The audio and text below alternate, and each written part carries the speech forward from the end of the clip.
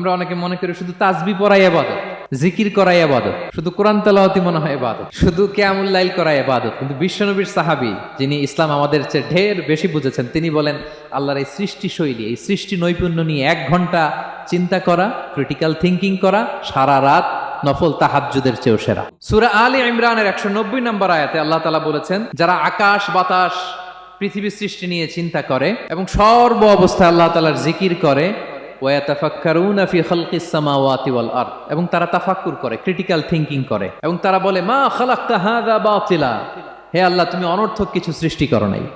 মনে রাখবেন, এই পৃথিবীতে আল্লাহ তাআলা অনর্থক কোনো কিছু সৃষ্টি করে নাই, করেছে? যেটাই সৃষ্টি করেছে এটা এর মধ্যে মানব কল্যাণ আছে না নাই? আল্লাহ তাআলা আমাদের জন্য কল্যাণ রেখেছেন। এবং এই আয়াত যখন নাজিল হল, বিষ্ণু ঈসা ইসলাম বললেন ওয়াইলুন লিমান কারাআহা ওয়া লাম ইয়াতাফাক্কার ফিহা, ধ্বংস তাদের জন্য যারা এই আয়াত তেলাওয়াত করে কিন্তু এই আয়াত নিয়ে চিন্তা করে না, গবেষণা করে না। এবং কোরআনের বিভিন্ন আয়াতে আল্লাহ তাআলা বিশ্বনবীকে বলেছেন, নবী হে, আপনি আপনার উম্মতদেরকে নবীদের ঘটনা শোনান। কোরআনের 3 ভাগের 1 ভাগ হচ্ছে ঘটনা। পুরো কোরআনের 3 ভাগের 1 ভাগ কি? ঘটনা, স্টোরি টেলিং। কারণ গল্প মানুষের মনে দাগ কাটে।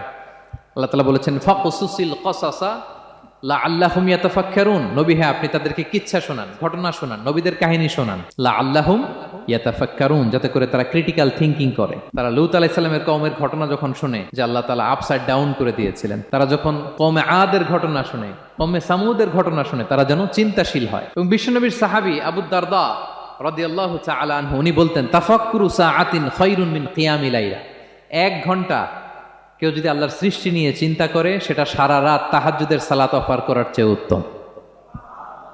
আমরা অনেকে মনে করি শুধু তাসবিহ পড়াই ইবাদত, জিকির করাই ইবাদত, শুধু কোরআন তেলাওয়াতই মনে হয় ইবাদত, শুধু কিয়ামুল লাইল করাই ইবাদত। কিন্তু বিশ্বনবীর সাহাবী, যিনি ইসলাম আমাদের চেয়ে ঢের বেশি বুঝেছেন, তিনি বলেন আল্লাহর এই সৃষ্টি শৈলী, এই সৃষ্টি নৈপুণ্য নিয়ে 1 ঘন্টা চিন্তা করা, ক্রিটিক্যাল থিঙ্কিং করা, সারা রাত নফল তাহাজ্জুদের চেয়েও সেরা।